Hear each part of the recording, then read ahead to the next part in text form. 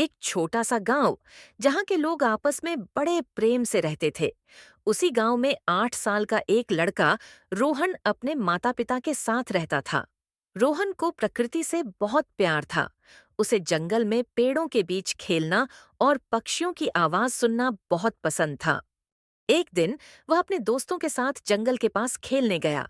खेलते खेलते वह जंगल में दूर तक चला गया और दोस्तों से बिछड़ गया। जब उसने चारों ओर देखा तो उसे एहसास हुआ कि वह रास्ता भटक गया है।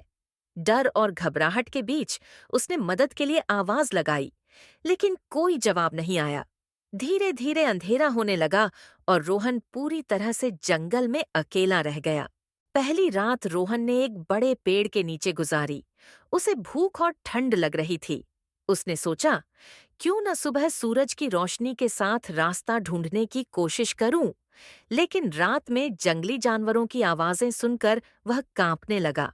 अगले दिन वह पानी की तलाश में इधर उधर भटकने लगा। चलते चलते उसे एक छोटी सी नदी मिली। उसने पानी पिया और अपना चेहरा धोया।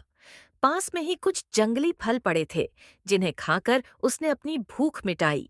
रोहन ने अब ठान लिया कि डरने से कुछ नहीं होगा। उसने नदी के किनारे चलते हुए रास्ता खोजने की कोशिश की।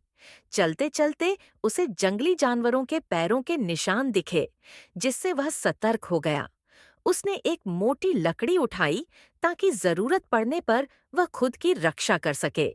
चौथे दिन रोहन ने जंगल के अंदर एक टूटी हुई झोपड़ी देखी।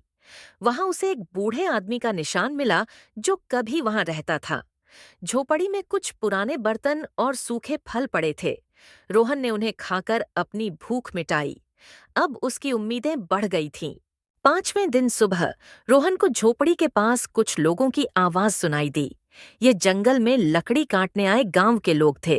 रोहन ने जोर जोर से चिल्लाकर उनकी तरफ दौड़ लगाई। गांव के लोग भी उसे देखकर खुश हो गए और उसे अपने साथ गांव ले आए। जब रोहन घर पहुंचा तो उसके माता पिता ने उसे गले लगाकर खूब रोया। रोहन ने अपनी कहानी सुनाई कि कैसे उसने साहस, धैर्य और समझदारी से 5 दिन जंगल में गुजारे। इस घटना के बाद रोहन ने सीखा कि विपरीत परिस्थितियों में डरने की बजाय धैर्य रखना और अपनी सूझबूझ का इस्तेमाल करना सबसे जरूरी है। यह कहानी हमें सिखाती है कि विपरीत हालात में भी हार मानने की बजाय संघर्ष और साहस से आगे बढ़ना चाहिए।